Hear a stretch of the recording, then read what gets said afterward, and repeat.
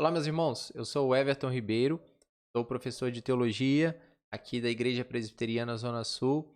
E se você faz parte de uma das duas turmas nossa, ou da classe da ETP, que é a Escola Teológica Presbiteriana, ou da classe Nova Vida, que é a classe para novos membros em nossa igreja, você estará assistindo esse vídeo. Então, provavelmente você faz parte de uma dessas duas turmas. E sejam bem-vindos em nossa igreja, sejam bem-vindos em nossos cursos. Hoje nós temos uma aula inaugural, que é sempre a primeira aula destes dois cursos, que é o tema O que é o Evangelho? Nesta aula nós vamos explicar o que é o Evangelho. Talvez você pense, essa é uma pergunta muito fácil de responder. O que é o Evangelho? Todo mundo sabe o que é o Evangelho. Eu já li a Bíblia, eu já sou crente. Mas essa pergunta não é simples assim de responder. Sempre que nós perguntamos o que é o Evangelho, muitos não sabem dar a resposta correta. E isso, grandes mestres como R.C. Sproul disse que em sua turma de doutores, quase ninguém da turma consegue responder com exatidão e com precisão o que é o Evangelho de verdade. Então, por isso, nós achamos que essa aula é de suma importância para você ter um entendimento claro das Escrituras e ter a visão mais aberta para entender o que é o Evangelho e por que conhecer mais do Evangelho.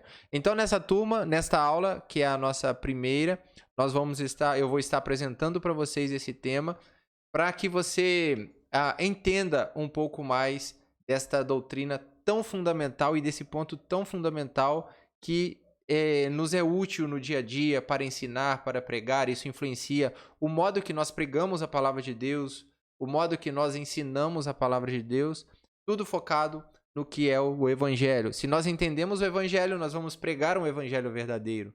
E talvez você pergunta, por que as pessoas não sabem responder o que é o Evangelho? Eu tenho 3 teorias sobre isso, 3 pontos que talvez sejam muito importantes na hora de responder essas perguntas. Primeiro, talvez, as igrejas não têm ensinado o que é o Evangelho corretamente, não têm ensinado a palavra de Deus com fidelidade. Então, os membros automaticamente não sabem responder essa pergunta com clareza, porque eles recebem um evangelho corrompido às vezes, um evangelho distorcido, talvez até com boa intenção, mas por falta de um estudo bíblico, as pessoas não têm esse entendimento do que é o evangelho de uma forma clara, porque talvez a igreja a que frequenta não tenha esse ensino forte, centrado nas escrituras sagradas. Segundo ponto, os cristãos também podem estar sendo negligentes ao estudarem a palavra de Deus. Então, por isso, talvez eles não sabem o que é o Evangelho. Ou, às vezes, pode haver uma má compreensão do que é o Evangelho, por tantas doutrinas erradas sendo pregadas, ensinadas nos nossos dias. Talvez isso causou uma visão do Evangelho de uma maneira distorcida e não correta.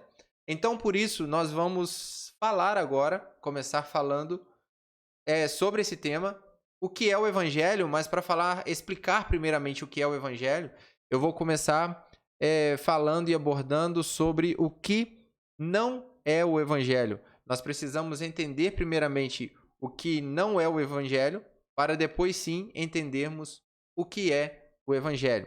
Então, primeira coisa, para a gente entender o que é o Evangelho, é compreender o que não é o Evangelho. Tem tantas coisas misturadas em nosso meio, nas igrejas, que aparentemente se parecem com o Evangelho, ou muitos entendem como o Evangelho, mas na verdade essas coisas não são o Evangelho. Vamos lá? Vamos tentar entender um pouco sobre isso, sobre o que não é o Evangelho. Talvez muitos de vocês vão pensar que isso é o Evangelho, porque vocês já tiveram um ensinamento distorcido ou um entendimento geral do que as pessoas ensinam nas igrejas de uma maneira errada. Então, vamos lá. Primeiro, o Evangelho não é uma mensagem de autoajuda. O Evangelho não é para te fazer sentir bem. Ou, agora você falou, não, sério? Mas eu vou na igreja para buscar uma bênção, para me sentir bem naquele culto. Mas isso não é o foco do Evangelho. O foco do Evangelho não é te fazer sentir bem, não é adoçar os seus ouvidos dizendo, você pode, você consegue, você é capaz. Deus fez tudo por você, mas você pode também fazer tudo por Ele. Isso não é uma mensagem que glorifica a Deus, isso não é uma mensagem que realmente nos faz entender o que é Deus e o que é o evangelho verdadeiro.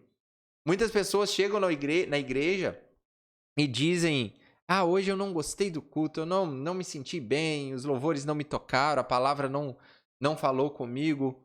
Mas o evangelho não é isso. A mensagem pregada, ela não tem o intuito de nos fazer sentir bem. Na verdade, ela tem o intuito de nos constranger, de nos levar a reconhecer quem nós somos diante de Deus. E com certeza não é te fazer sentir bem. Você pode se sentir feliz em saber que um miserável como você foi perdoado por Deus. Mas isso sim te faz sentir bem. Mas aquela mensagem que você vai conseguir realizar seus sonhos, Deus vai realizar todos os seus sonhos, né? Como as pessoas cantam, né? Deus vai realizar os teus sonhos. É um péssimo cantor. Mas isso não é o evangelho verdadeiro. Pregar que Deus vai fazer tudo que você quer, tudo que você deseja, que você vai conseguir realizar os seus sonhos. Talvez você vai viver toda a sua vida e não vai ter os seus sonhos realizados, porque não é a vontade de Deus. Então, o evangelho não é uma mensagem de autoajuda. Segundo ponto, o evangelho não é uma religião específica, uma denominação específica, um líder ou um teólogo específico. As pessoas também confundem o evangelho com uma igreja, com uma religião. Se você não vir para a minha igreja, para a minha denominação, você não vai ser salvo. Ouve aquele líder, porque aquele líder prega o evangelho, aquele é o evangelho. Se você não seguir as palavras dele, você não vai ser salvo, não vai estar reconhecendo o evangelho. Mas não é isso. O evangelho não está centrado em um líder humano, em uma denominação humana, em uma religião humana. O evangelho vai muito mais além do que isso. Tem igrejas sérias, teólogos sérios, denominações sérias, que pregam o verdadeiro evangelho. Mas o evangelho não são eles. O evangelho está muito além disso tudo. Terceiro, o evangelho não é um conteúdo de coaching evangélico. Muitas pessoas hoje confundem emocionalismo com pregação. Muitas pessoas tocando no seu emocional, te fazendo chorar, te colocando para cima, te motivando para que você se sinta bem. Aí tem um pouco a ver com a mensagem de autoajuda também. Mas não é isso que é o evangelho. Muitas pessoas falam: você é o centro do coração de Deus, ou você é o ponto fraco de Deus, e focam no desenvolvimento pessoal, individual, ou no crescimento pessoal. Acaba virando algo mais empresarial, algo mais estratégico. Isso não é o evangelho. Isso é, na verdade, o que Paulo disse lá em 2 Timóteo 4:3. Pois virá o tempo em que não suportarão a sã doutrina, pelo contrário, se rodearão de mestres segundo as suas próprias cobiças, como que sentindo coceira nos ouvidos. As pessoas, elas vão atrás daquilo que toca no ouvido. Nossa, aquele pastor, ele fala tantas coisas bonitas, aquela pessoa fala tantas coisas bonitas, aquilo me ajuda. Mas isso não é o evangelho. O evangelho é muito mais além do que isso. O evangelho também não é o ensino de uma tradição religiosa. Você tem que seguir essa tradição. A nossa igreja segue essa tradição. Se você não usar cabelo penteado para trás e barba, você não está dentro da tradição, não está dentro da linha. Se você não usa terno e gravata, Deus não te aceita na igreja. O evangelho não é uma tradição de costume ou uma tradição que está dentro de muitas igrejas aí que seguem, igrejas históricas principalmente. O evangelho não é isso. A boa tradição faz parte da boa pregação, do bom ensino, mas isso não é o evangelho. Algumas tradições e algumas igrejas tradicionais seguem um estilo, ok, é bom, mas isso não é o verdadeiro evangelho. O evangelho não é uma ideologia política. Quantas pessoas confundem ideologia política com o evangelho? Isso não é o evangelho. Jesus não era um revolucionário político, social, não. Esse não foi o foco de Jesus. Isso não é o evangelho, não adianta. Todas as ideologias políticas contêm erros gravíssimos, erros que ferem o evangelho. O evangelho está muito mais além do que isso. O evangelho não é um testemunho pessoal. Ah, Jesus me salvou, Jesus me curou. E vamos dar glória a Jesus. Não é só isso. O evangelho não é isso. Ele vai curar você. Não. Isso entra com o próximo, que é campanhas de cura e libertação. As pessoas têm uma experiência com Deus e começam a pregar essas experiências para outras pessoas. Isso não é o evangelho. O evangelho é muito mais do que campanhas de cura, campanhas de libertação, testemunho pessoal. Oh, o evangelho é muito mais do que isso. Quantas vezes eu já vi rótulos aí de chamando as pessoas para irem à igreja. Ah, venha para Jesus que ele vai te curar. É culto de libertação, de oração forte, sexta-feira forte, aquela... Oh, meu Deus, misericórdia. Sexta-feira forte, Jesus venha receber a cura de Deus. A maior cura que você precisa está na sua alma e não no seu corpo. O evangelho não é isso. O evangelho é muito mais além do que isso. Isso não é o verdadeiro evangelho. Muitas pessoas podem ser curadas, muitas pessoas têm experiências pessoais com Jesus que são grandes, muitas pessoas são libertas pela palavra de Deus, mas pregar isso de uma forma como se fosse o evangelho é uma maneira errada de ensinar o verdadeiro evangelho. E o evangelho não é dizer que Deus ama todos de maneira incondicional. Não. Jesus pregava um evangelho ainda muito mais diferente do que isso. Jesus pregava outro tipo de mensagem que nós vamos ver aqui ainda nessa lição. Não é só, Jesus te ama, tá? E vai embora. Não, isso não é o evangelho. O evangelho aponta também erros. O evangelho aponta pecado. Então, nós vamos entender que nada disso, que às vezes nós confundimos como o verdadeiro evangelho, é realmente o evangelho. Muitos pontos aqui, alguns pontos de contato dentro do evangelho, mas isso não é o verdadeiro evangelho. O verdadeiro evangelho é muito mais além. Nós vamos ver então e entender se tudo isso que eu falei não é o evangelho. Agora é hora de nós entendermos o que é o evangelho. O que realmente é o evangelho?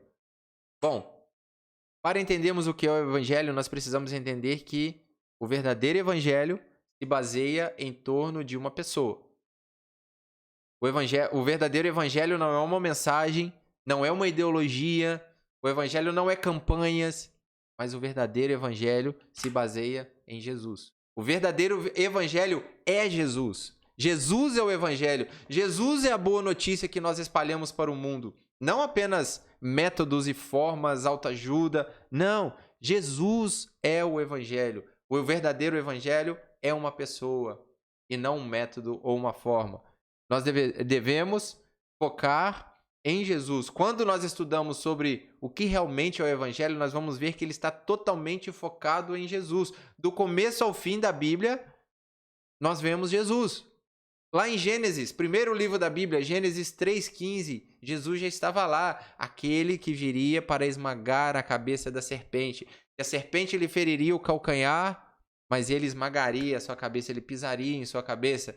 E isso aconteceu na cruz do Calvário. Jesus foi ferido por nós, moído por nós na cruz do Calvário, mas Jesus venceu a morte e nos salvou. Aquele pecado, aquele Adão que trouxe o pecado, aquela serpente que induziu Adão e fez com que Adão pecasse. Adão pecou porque quis, na verdade, né? Aquele pecado de Adão não foi suficiente, porque o segundo Adão, aquele que veio para salvar, trouxe a vida, esmagando o pecado, esmagando tudo aquilo que nos travava, que nos impedia de chegar até a Deus. Ele nos salvou e esse proto-evangelho já estava sendo pregado lá em Gênesis 3,15.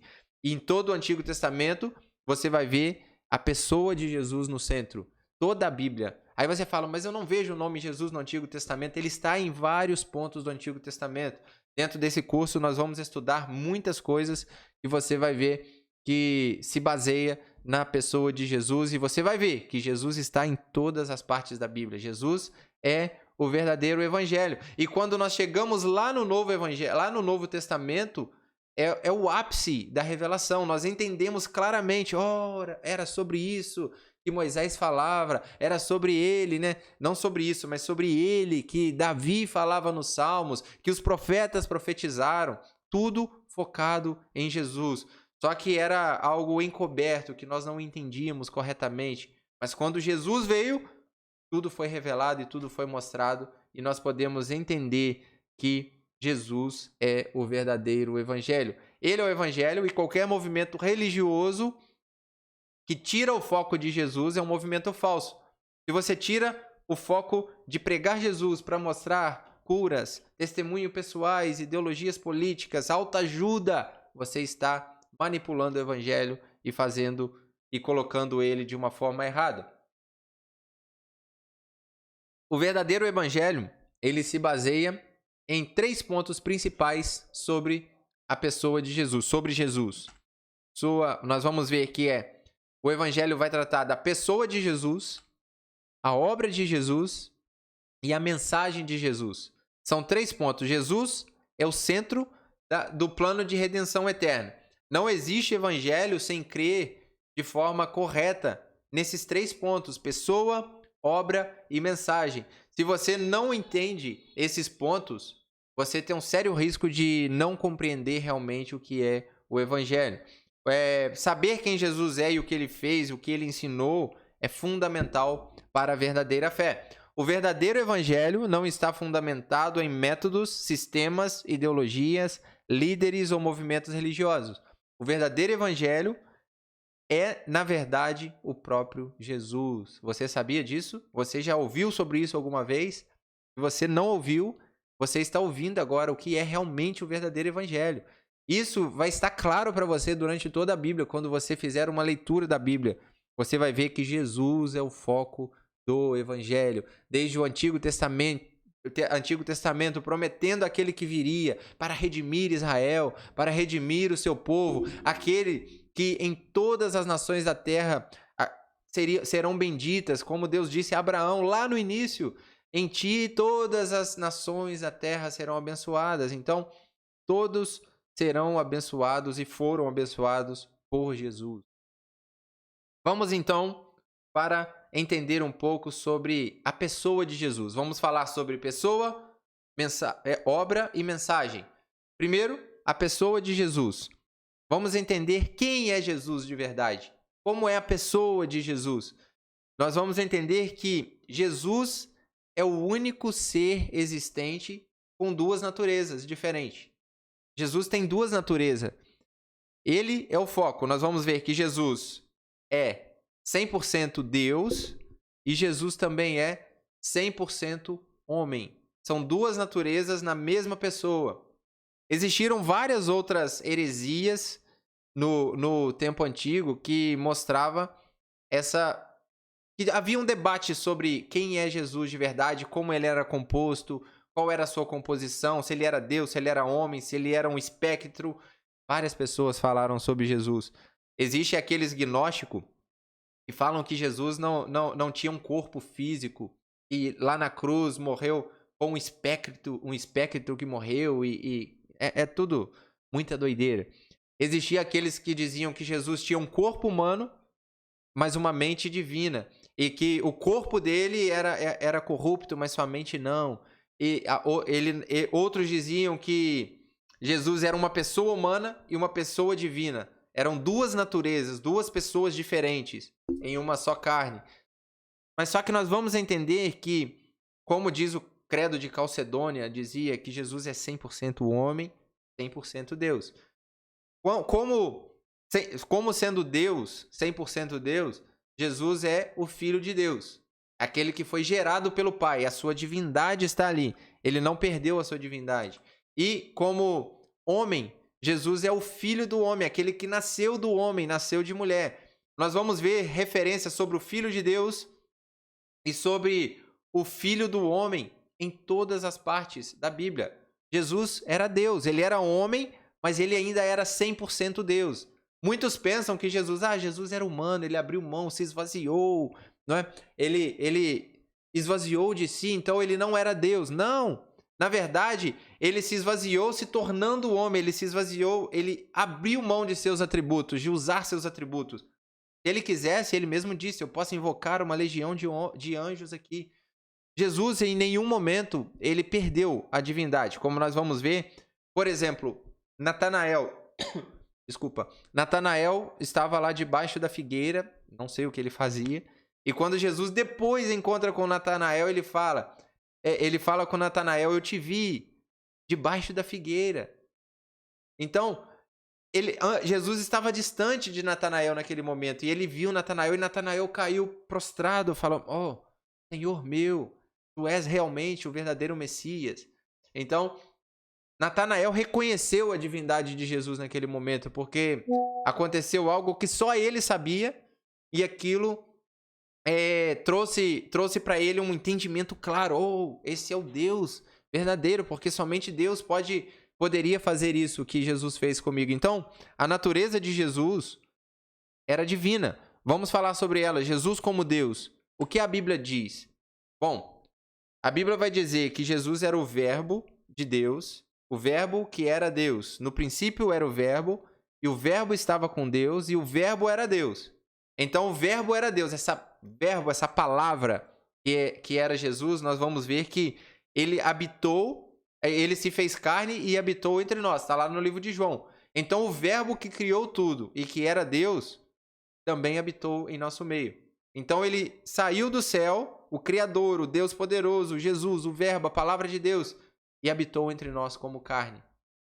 A Bíblia vai dizer também, quando Tomé se prostra diante de Jesus ao ver os cravos, ele toca em Jesus e fala: "Oh, Senhor meu e Deus meu." Ele chama Jesus de Senhor e Deus. Então, Jesus era Deus. Aqui, mesmo depois de transfigurado, correto, não é um problema.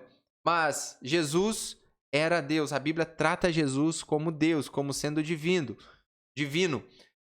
Jesus também vai dizer: em verdade, lhes digo, que antes que Abraão existisse, eu sou. Aqui ele usa o nome de Deus, a expressão de Deus usada lá no Antigo Testamento, quando Deus apareceu para Moisés no meio da sarça, dizendo: diga que o eu sou te enviou. E Jesus aqui ele coloca: antes que Abraão existisse, eu sou. E ele vai dizer: Abraão se alegrou ao ver o meu dia. Então, aqueles homens tentaram apedrejar Jesus. Como? Você não tem nem 30 anos, nem e diz que já viu Abraão?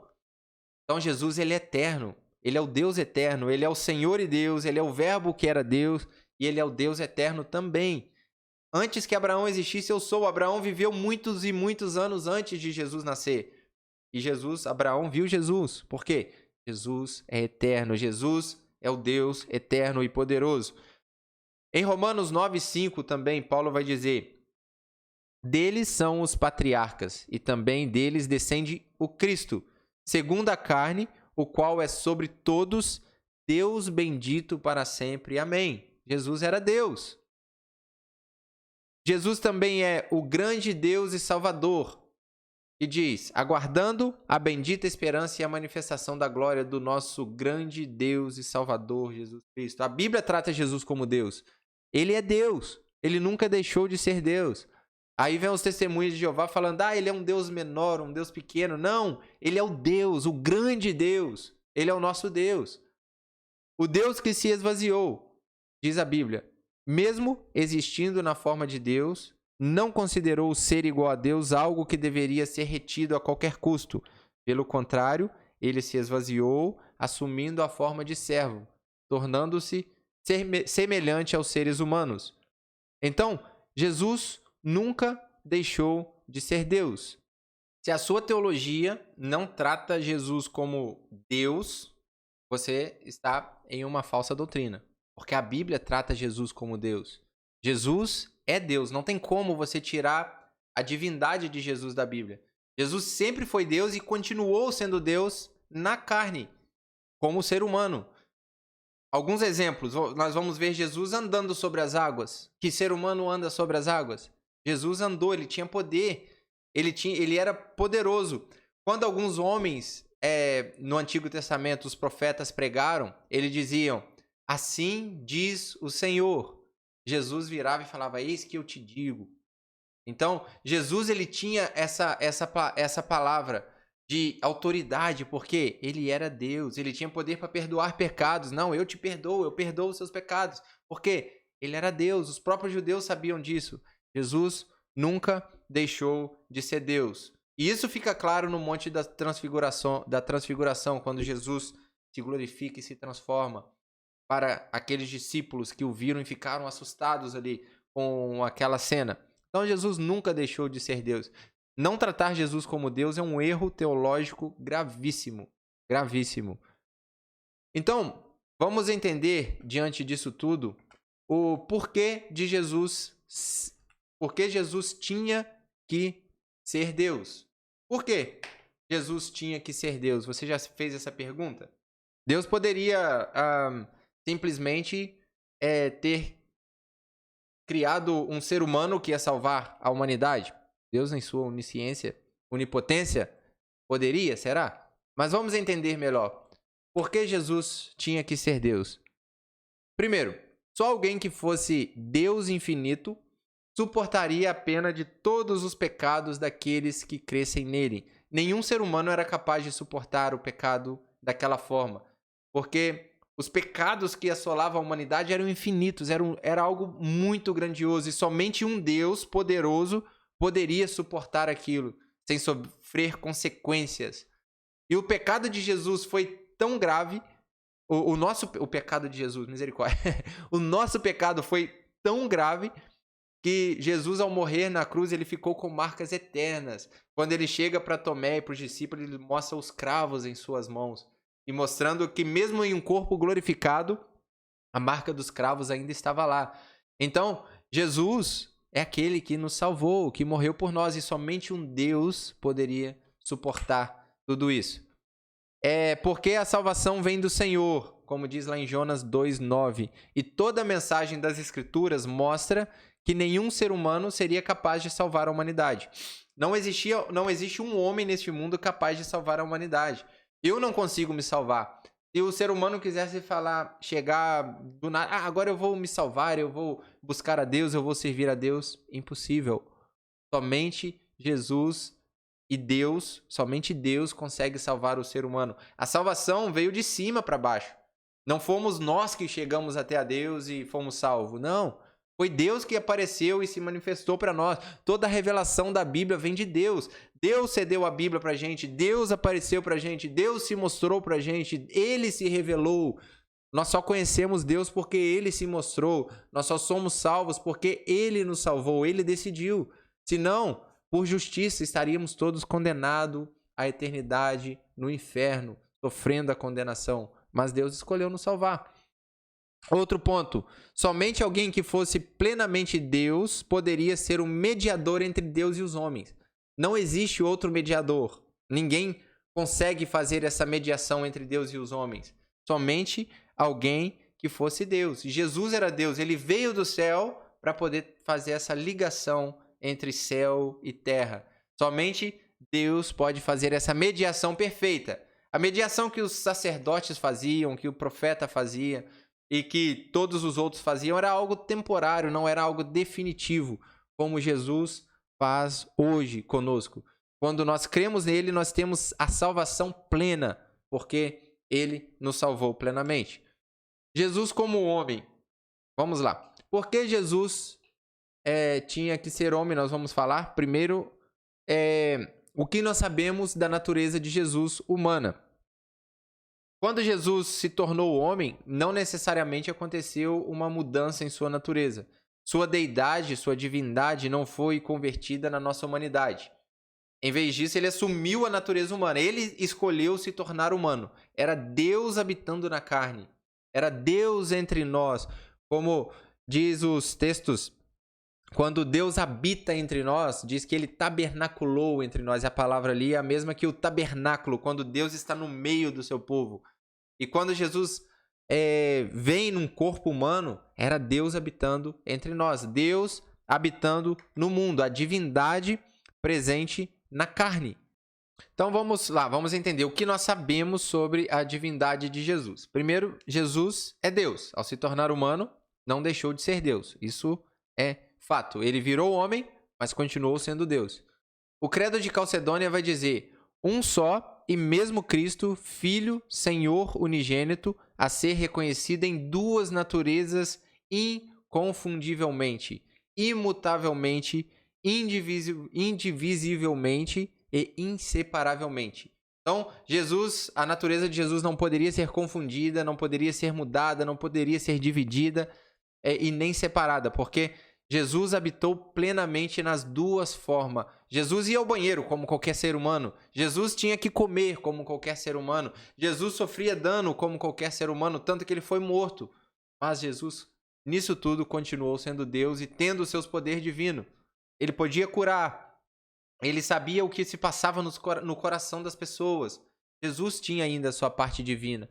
Ele só se esvaziou, como disse Paulo, e se tornou ser humano. E na forma de ser humano, ele se humilhou.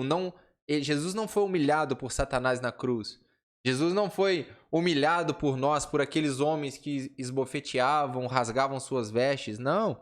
Ele se humilhou, ele escolheu, e tanto que no final ele entregou o seu espírito. Pai, em tuas mãos entrego o meu espírito. Jesus não foi nem morto por nós, mas Jesus, ele se entregou ali na cruz do Calvário, e tanto que o último suspiro, ele escolheu dar aquele último suspiro. Jesus tinha total controle daquele momento, juntamente com o Pai. E Jesus escolheu, ele se humilhou. Jesus não foi humilhado em nenhum momento. E ao tratar dessa natureza de Jesus, por exemplo, a confissão belga, ela vai dizer que ele foi concebido no ventre da bendita Virgem Maria pelo poder do Espírito Santo, sem participação masculina. Então, Jesus ele foi o homem, mas o único homem que não nasceu do sêmen contaminado de Adão. Dentro do útero de Maria estava ali aquele que foi gerado pelo Espírito Santo. Ele precisava das duas naturezas. Por exemplo, Jesus nasceu, nós vamos ver, as Escrituras afirmam que Jesus foi claramente concebido no ventre de sua mãe Maria, por obra miraculosa do Espírito Santo e sem um pai humano. Isso é fato, Jesus nasceu. Ele não era um espírito somente, mas ele tinha um corpo, tinha uma parte toda material como nós. Isso é muito e muito claro na Bíblia Sagrada. Mas, então vamos lá. Por que Jesus tinha que ser humano? Primeiro, para possibilitar uma obediência representativa. O homem pecou, o homem tinha que morrer. Aquele que pecou deve morrer. Então, um ser humano, um representante da raça humana tinha que morrer. Adão foi o nosso representante do pecado. Adão era humano. Mas Jesus é o nosso representante na morte e na condenação. Jesus era humano. Jesus tinha que pagar. Um ser humano deveria morrer. E Jesus ele assume o papel de segundo Adão. Somente Adão pecou e todos pecaram depois de Adão. Somente Jesus não pecou e venceu a morte, e todos os outros seres humanos podem ser salvos. Todos aqueles que creem em Jesus podem ser salvos, porque o segundo Adão nos conecta com Deus. O primeiro Adão nos separa de Deus. E Jesus ele assumiu essa forma de mediador e de representante diante de Deus para nós. O ser humano que nos representou e que por ele nós temos a vida eterna e podemos viver ligados com Deus. Um homem nos desligou de Deus, o outro homem nos conectou com Deus. E para ser um sacrifício substitutivo, alguém precisava morrer em nosso lugar e precisava ser um homem, não poderia ser um espírito. Então Jesus assumiu essa forma humana para morrer por todos nós. Também, para ser o único mediador entre Deus e os homens. A parte divina de Jesus nos conecta com Deus. A parte humana de Jesus conecta Deus com o homem, com o ser humano. Então nós temos esse elo, essas duas partes, homem assumida por Jesus e divina assumida por Jesus. E ele nos conecta, nos traz essa conexão perfeita entre homem e Deus, ser humano e Deus. E também para cumprir o propósito original da criação, que era dominar a criação. Jesus, o homem foi criado para dominar a criação. Você vai habitar na terra e vai dominar sobre ela. Foi o que Deus deu pra gente lá no Éden. E Jesus, ele traz isso de volta pra gente. Ele mostra um pouquinho do que é possível. Jesus andava sobre as águas, andou sobre as águas. Jesus, ele tinha toda a autoridade.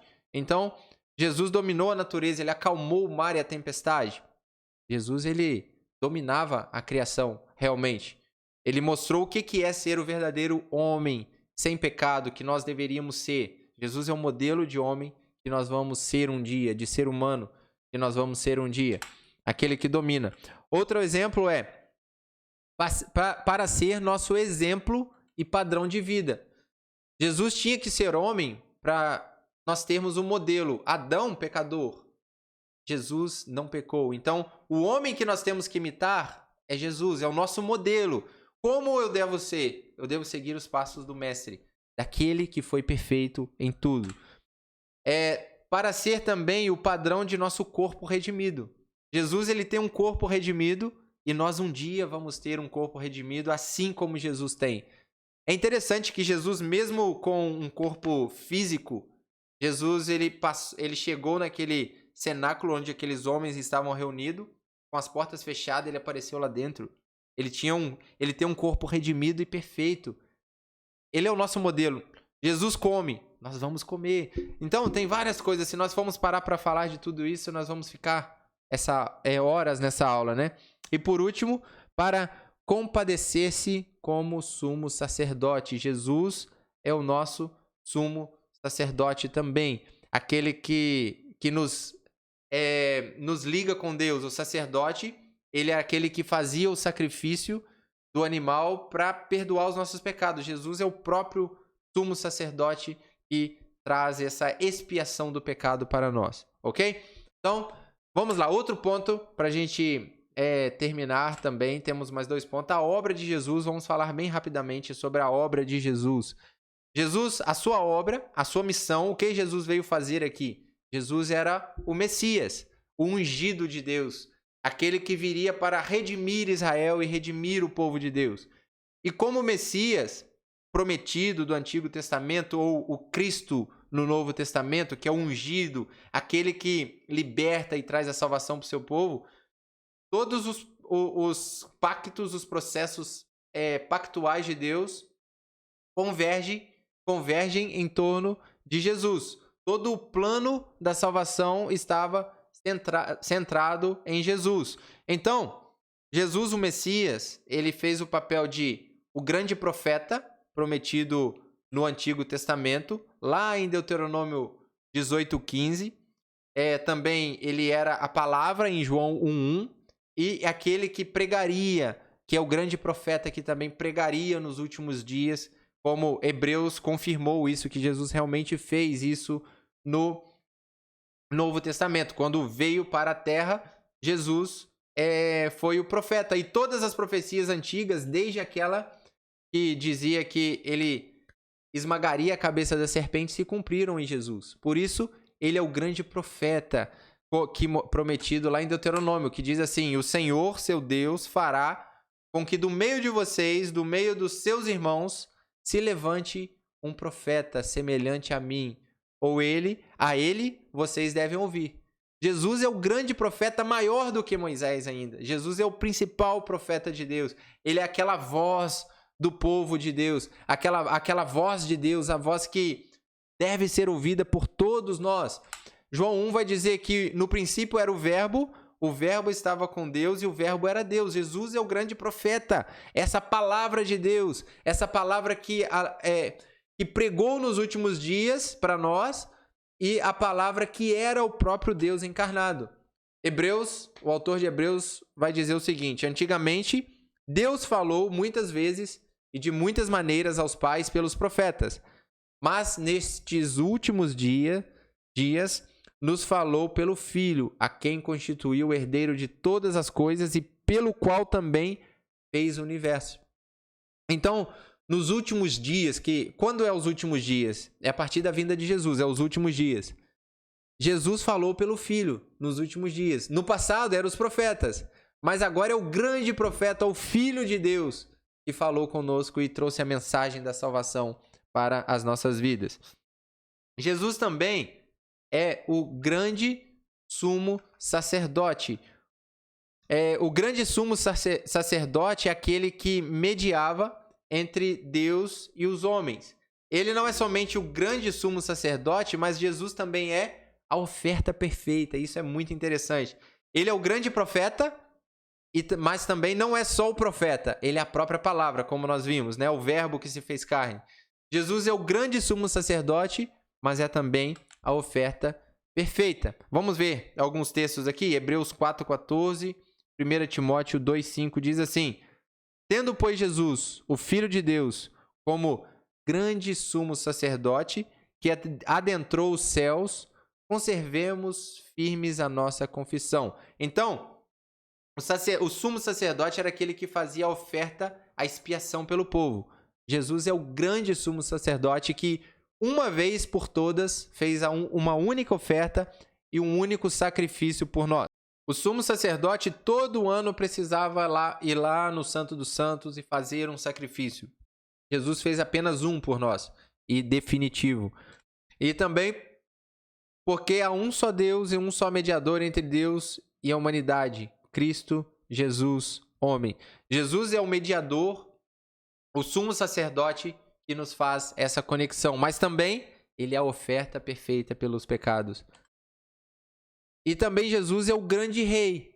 Você vê que os 3 ofícios do Antigo Testamento estão presentes aqui: o rei, profeta e sacerdote. No Antigo Testamento, estes eram os mediadores entre Deus e os homens. No Novo Testamento, o Messias cumpre todos esses papéis. Jesus é o grande profeta, mas também a palavra que o profeta prega. Jesus é o grande sumo sacerdote, mas também a oferta perfeita. E Jesus é o grande rei, mas Jesus também não é somente o rei, mas ele é a riqueza do reino. Jesus é a própria riqueza que o reino de Deus traz para nós. Quando a mensagem de Jesus é pregada, a mensagem é de que o reino de Deus estava próximo, mostrando que o rei do reino estava ali anunciando um reino presente e futuro. Este reino ele é pregado pelo próprio rei. Ele é ensinado pelo próprio rei e pela sua própria riqueza, que é o próprio Jesus. Filipenses diz: e toda língua confesse que Jesus Cristo é o Senhor para a glória de Deus Pai. Ele é o dono do reino. Ele é o Senhor, aquele poderoso que domina o reino para a glória de Deus. Mas, diz Colossenses também, tenho toda a riqueza da plena convicção do entendimento para conhecimento do mistério de Deus, que é Cristo, em quem estão ocultos todos os tesouros da sabedoria e do conhecimento. Em Jesus está toda a riqueza que nós precisamos. Ele é a nossa riqueza. Não existe outra riqueza. Talvez você sonhe, eu sonho em ser rico, em ter muito dinheiro. Mas a maior riqueza que você pode ter é ter Jesus como seu Senhor, como seu dono. Você pode viver neste reino um dia, se você seguir e obedecer esse verdadeiro evangelho. E esse verdadeiro evangelho é uma pessoa, é Jesus. E por último aqui então, vamos entender a mensagem de Jesus. O que Jesus pregava e o que Jesus ensinava. Existem 2 coisas: arrependimento e graça. A mensagem verdadeira do evangelho, ela nunca pode estar focada em apenas um ponto. Nós vemos hoje 2 extremos. Nós vemos que nós vemos o evangelho hoje que é pregado apenas justiça, juízo de Deus, um evangelho legalista. O evangelho que prega apenas justiça e juízo é um evangelho legalista, que coloca um peso, um jugo nas costas das pessoas. Quantas vezes nós vimos isso? Só mensagem, só exortação, só juízo de Deus, só muitas regras, muitas coisas rigorosas, mas não existe nenhuma graça nessas pregações. Isso é um evangelho legalista. E também o outro lado é aquele outro evangelho que só prega a graça de Deus. Você pode fazer tudo que você fizer está bem, porque não importa, Jesus já fez tudo por você. Mas um evangelho que só tem graça, sem arrependimento e sem justiça, sem juízo, é um evangelho libertino. É um evangelho que você pode tudo, e é um falso evangelho. O verdadeiro evangelho, ele precisa estar equilibrado entre justiça de Deus e graça de Deus. Arrependimento e graça. Jesus sempre pregava, como nós vamos ver aqui, o arrependimento. Arrependam-se e creiam no evangelho. Está lá em Marcos 1:15. Jesus pregava juízo, raça de víboras. Jesus condenava quando tinha que condenar.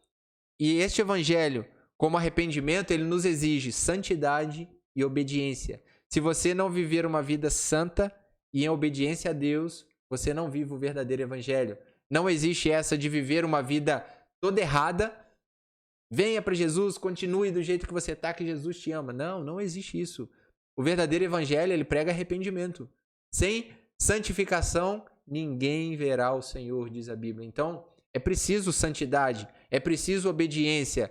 Aquele que realmente se converteu, que creu em Jesus, que é crente, ele vive como consequência a santidade e a obediência. Ele não consegue viver uma vida de pecado, libertina. Toda vez que ele peca, é como uma dor profunda em seu coração.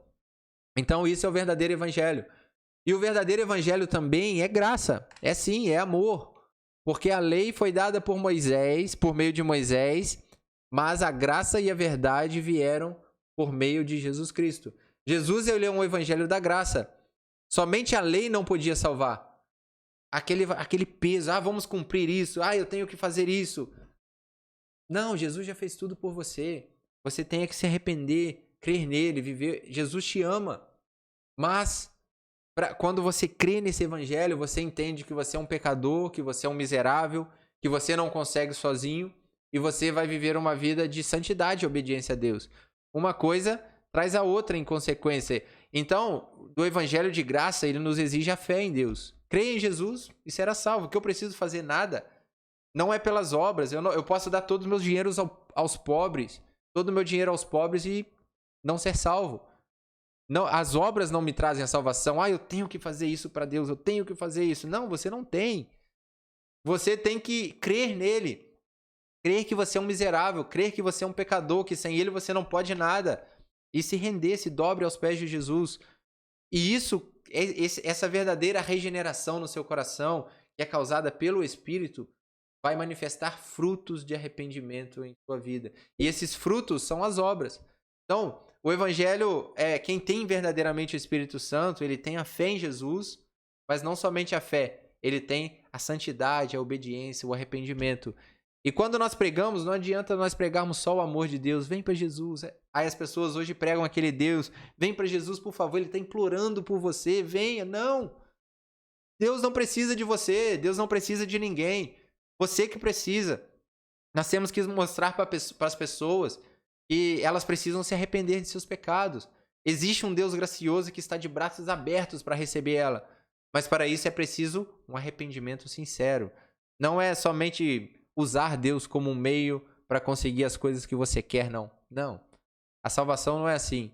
A salvação é uma fé genuína e como resultado dessa fé genuína, obras dignas de arrependimento. É crer em Jesus de verdade. Então, este é o verdadeiro evangelho. Essa é a mensagem de Jesus. Para a gente concluir, eu volto àquela pergunta inicial. O que é o evangelho? Na verdade, quem é o evangelho? O evangelho é Jesus. Jesus é o verdadeiro evangelho que nós devemos pregar. Toda a nossa pregação deve ser focada nele, na obra dele, no que ele fez. Então, esse evangelho é focado na pessoa, obra e mensagem de Jesus. Qualquer coisa que não traz Jesus em sua pessoa, obra e mensagem dessa forma, não é o verdadeiro evangelho. O verdadeiro evangelho, agora você sabe, é focado em uma pessoa. E essa pessoa é Jesus, aquela pessoa que é 100% Deus, 100% homem, aquele que realizou a sua obra de profeta, rei, sacerdote, e tudo na perfeição, aquele que nos ligou e nos conectou com Deus. Ele é o Messias ungido, aquele que traria a vida e a salvação. E essa mensagem que era pregada é fé e arrependimento. Graça, arrependimento, fé e santidade. Então nós devemos viver esse verdadeiro evangelho. E você, a partir de hoje, pregue o verdadeiro evangelho. Não se iluda com métodos, com formas, mas fale de Jesus, fale de sua obra, fale de sua pessoa, fale de sua mensagem, ensine corretamente quem ele é. Que você estará pregando o verdadeiro evangelho. Espero que você tenha absorvido essa aula. Espero que você tenha aprendido e entendido quem é Jesus. Jesus é o verdadeiro evangelho, essa pessoa que nós devemos anunciar para todas neste mundo. Que Deus abençoe a sua vida. Espero nos ver novamente em breve lá na igreja. falando da palavra de Deus, conversando nos corredores, seja onde for, que possamos nos encontrar e falarmos desse evangelho maravilhoso que é Jesus. Deus abençoe você e até breve.